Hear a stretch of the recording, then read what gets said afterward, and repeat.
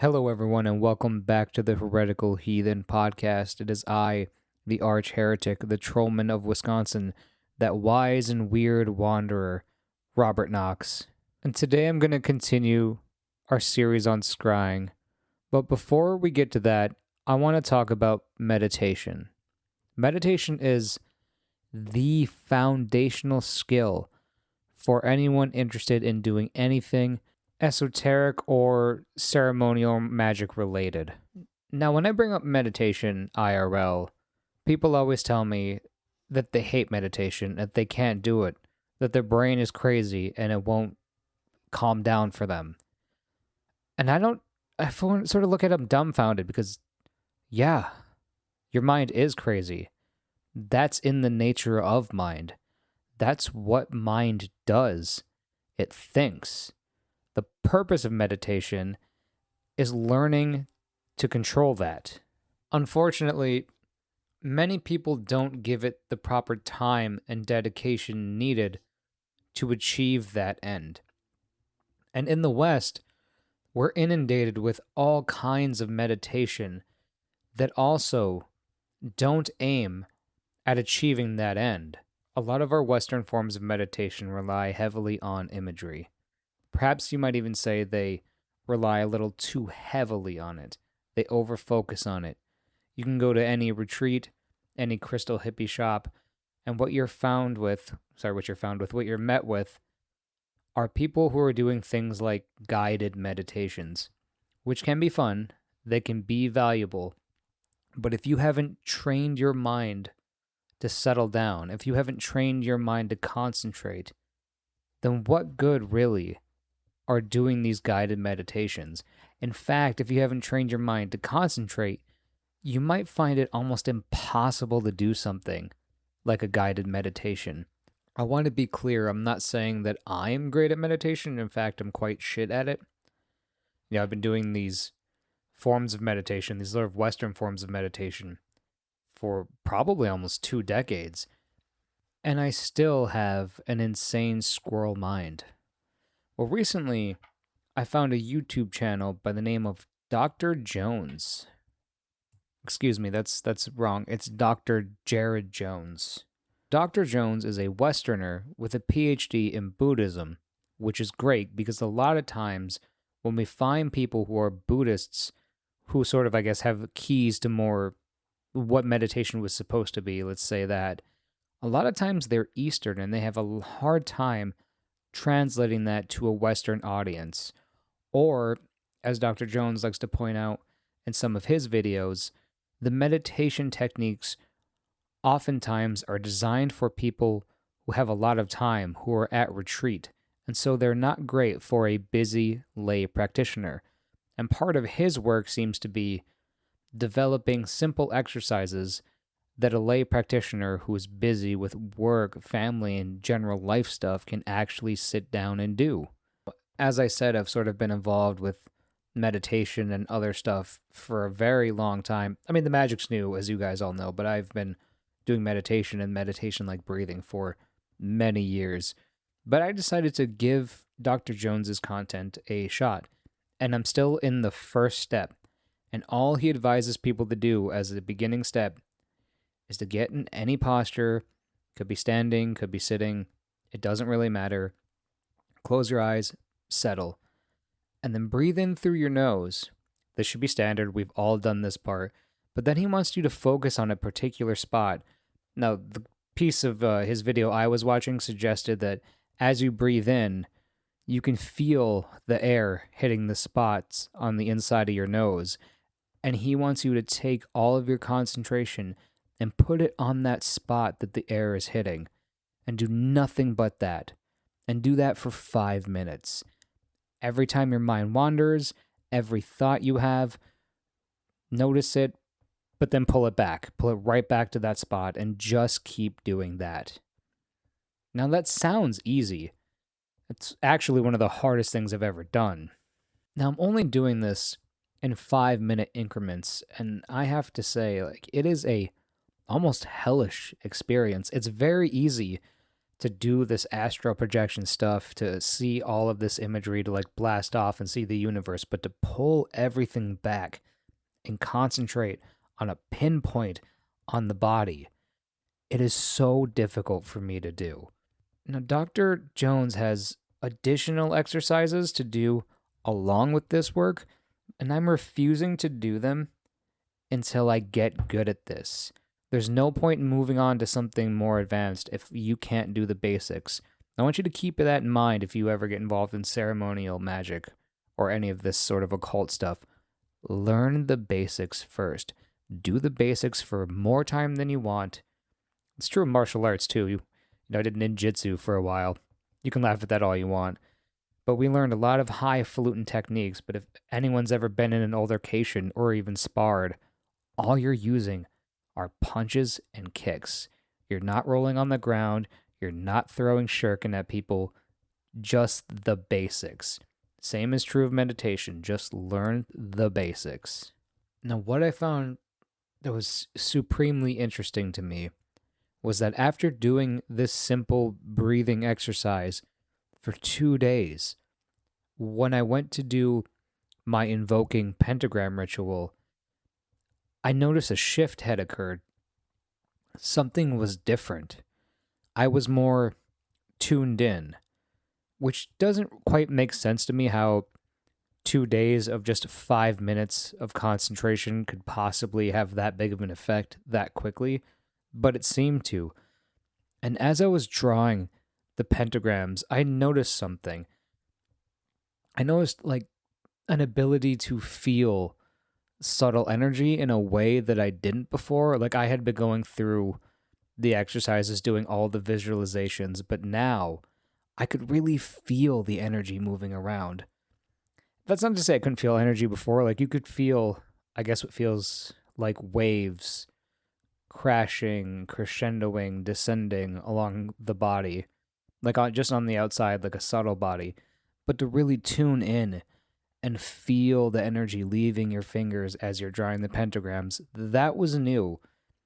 And that was all thanks to a simple concentration practice. So for any of you, maybe you're just like a Platonist and you're doing Platonic liturgy. Liturgy?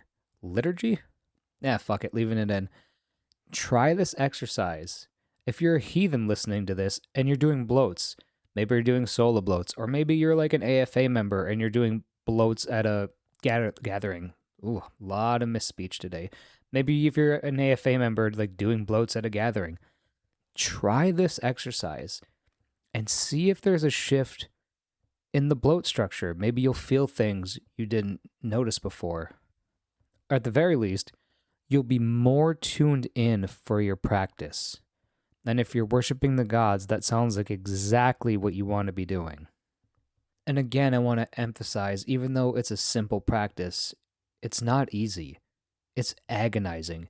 It's horrible to try to do this. But the results are worth it. I also noticed that if I chain this together with other meditation practices, for instance, I have a practice where I sort of put an image of a deity either in front of me or on top of me so I can meditate on the deity and their weapons and their consorts. I noticed that if I do the meditation concentration practice beforehand, I guess amplifies is the word I'd use. It amplifies the meditation practice. I found myself getting deeper into that deity practice, and I had a hard time coming out of it. In fact, it was almost agonizing for me to leave the meditation. So that's interesting. That might be something worth trying too. If you're a meditator and you're doing other things like magic, just do the breathing practice beforehand. Most programs have some sort of breathing practice, but there's something about the specific kind of concentration required by this practice that really tunes you in a way that just focusing on your breath doesn't. With that said and done, let's move to our scrying sessions. Let's continue our work. Now, this week's episode is going to be on Wunjo. Wunjo kind of looks like a pea with angles. And it occurs at the end of our first et. We only find one poem about Wunjo, and that's the Anglo-Saxon rune poem. Anglo-Saxon rune poem, excuse me. I'll read it. It's pretty simple. Joy is had by the one who knows few troubles, pains, and sorrows, and him who himself has power and blessedness, and a good enough house. Now that's just one translation of the poem via the Rune Guild. However, as most of you know who have been listening to this, the content of the scrying session often doesn't match the poem of the rune, which is something I always thought interesting. If these things are just psychological, then theoretically, if I read the poems beforehand, we should see those themes heavily, really, in the scrying session. And yet we don't. They're not really there. It's a lot of weird, wacky shit.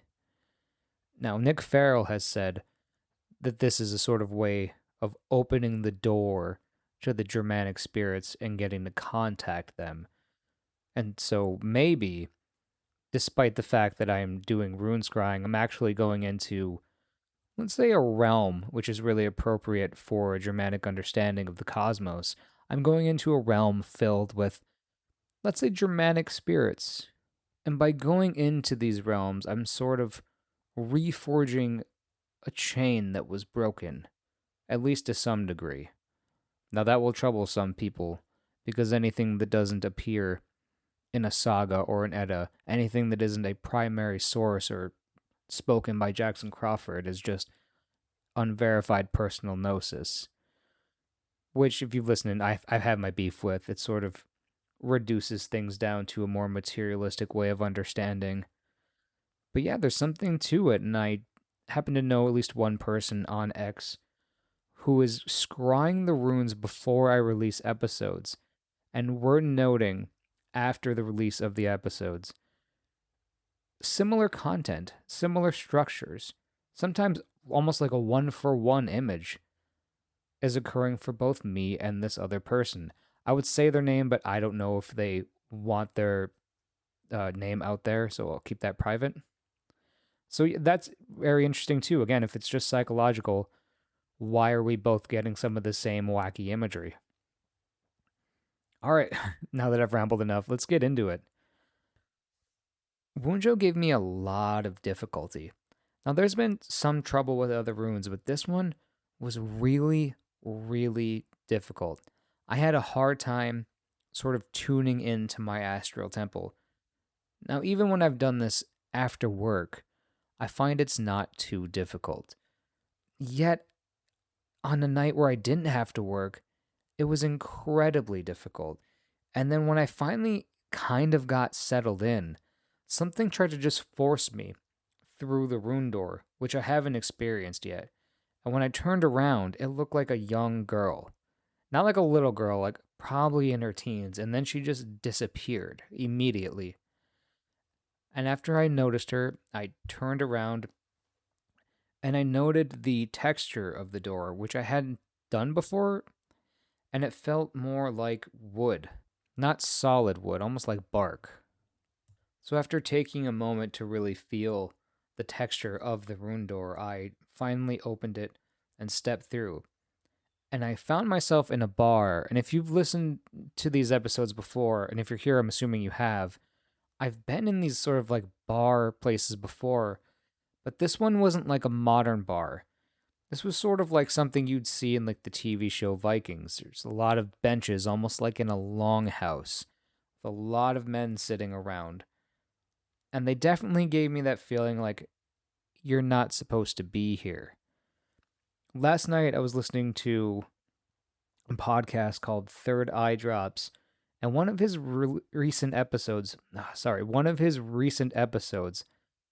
had Bernardo Kastrup. It had a couple of people, but it had snippets of an interview with Bernardo Kastrup. Now, if you don't know, Bernardo is a scientist and a philosopher. I believed he worked at CERN, if I'm not mistaken, and he's an idealist. He's very interested in all of this stuff mind first metaphysics, and he's talked about going into some of these realms where it feels like you're not wanted and the things there actively try to get you out, which is a bit synchronistic. Anyway, sorry about that little aside. We'll get back into it. So I walked into this tavern and I seen an open spot, so I sat down. Now, after sitting there for a little while, I was presented with a tankard of ale. Tankard of ale? Big words. Look at me go. And so I performed a blessing, drew some holy signs over the tankard, and then I took a drink. And suddenly I fell through the floor into an area of just black, into an abyss. And a giant, like, eyeball thing showed up that I had seen in other scrying sessions just for a moment. And then I sort of blinked right back into the bar. Now, I thought that was a little strange. Didn't know what to make of it, but I didn't want to be there anymore. So I got up and I started walking through this bar and I found a doorway. And I walked through the door. Suddenly, I found myself in a winter landscape. And in front of me were a couple of trees and what seemed like a cliff's edge. I started walking through the snow and I got closer to the edge. And as I got closer to the edge, suddenly I felt myself being pushed violently from behind. I was pushed over the edge. And I fell. And I fell not only through space, but through time, through season. And I landed in what seemed like a spring or summertime wooded area in front of a pond. And in this pond were people bathing, which again seems appropriate if we're thinking about the Germanic people. They would have had potentially a day where the men, or maybe women too, would go out together and they would bathe. And I don't mean they would go out together as in like men would bathe with women, like the men would go with the men to bathe and the women would go with the women to bathe. It's very popular. You've probably seen this trope in things like Vinland Saga if you're a nerd. And I am. And so I'm sitting there looking at these people bathing, and I decided just to ask for a guide. It's part of what you're supposed to do in these things, at least according to the HGD book. Sorry, the Heathen Golden Dawn book. Not to be confused with the Hermetic Golden Dawn. And no guide came. And since no guide came, I sort of brushed my hand in front of my face. I don't know what prompted me to do this. A lot of times, you're sort of just following the images as opposed to actually being in charge of them. So I brushed my hand in front of my face, and as I did this, the scene in front of me tore away, and I found myself standing in a theater. Not like a movie theater, like a proper theater where plays would occur.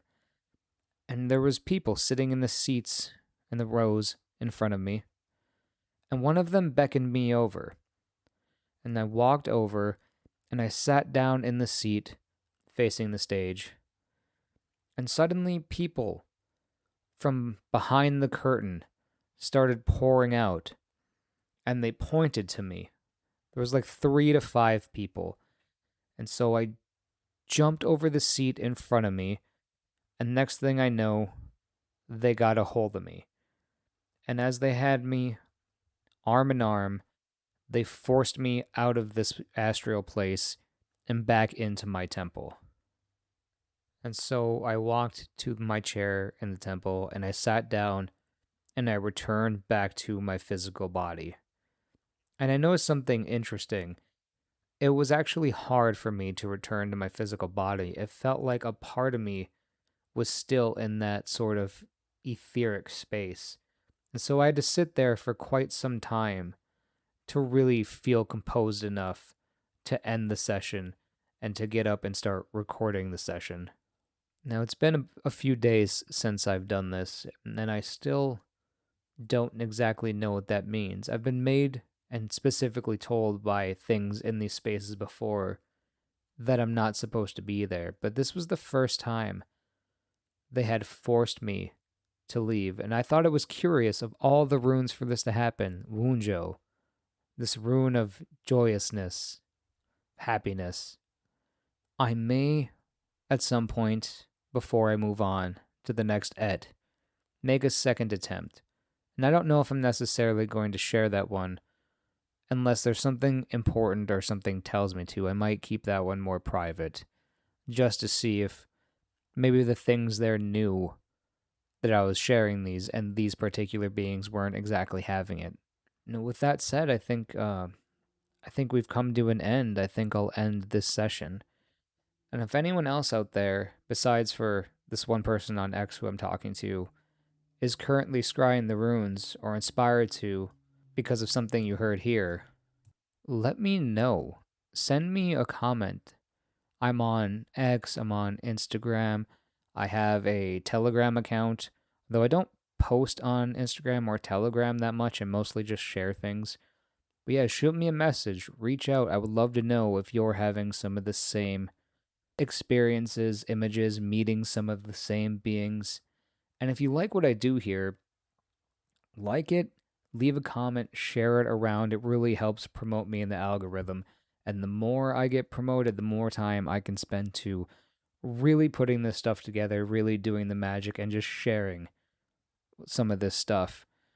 You know, some people, they get involved in magic and it becomes almost like this selfish, egoic thing where all they care about is power and personal gain. And there will be people who are sort of on the other side who say that these are private things shared by the numinous and they're just for you and they shouldn't be shared. And I kind of reject both of these things. I think it's important, and of course, I'm a follower of Odin, so I think this kind of jives with his story. I think it's important for people like me to travel into these spaces, to go to the land of the giants, to go to Jotunheim, and get wisdom, to get the mead of poetry, to learn the secrets of the runes, and then bring it back to the people. Otherwise, why the fuck am I doing any of this? It would make no sense. It's just a giant waste of time. It would just be a personal masturbatory act where I'm getting off on likes and shares and appraisals. And I don't really give a shit about any of that. In fact, it kind of puts me in a vulnerable position to put myself out here so much. It's really nerve wracking, but somebody has to do it. And if nobody's stepping up, or the people that do step up, I think are actually putting people in a terrible position, then I have to just nut up and do it. You know, I have to go to the land of the giants. I have to seek wisdom. I have to hang from the tree. And then also I have to try to orient people towards the good in a Platonic sense. Both of these things can be done. We don't need to deny one and prefer the other. You can fuse both of these things, and I think that's what people like Iamblichus was doing. In some sense, I see myself as I guess, sort of a Germanic version of Iamblichus to some degree. Although I would never try to directly compare us. He's a genius and I'm a fucking moron. Yeah. If you guys like what I do here, oh, what a hard transition. If you like what I do here, leave a like, leave a comment. Thank you guys for listening. I mean, really, truly thank you. This has been a blessing. I never thought I would do this, much less have almost 30 episodes. So, again, thank you all for listening and have a wonderful day.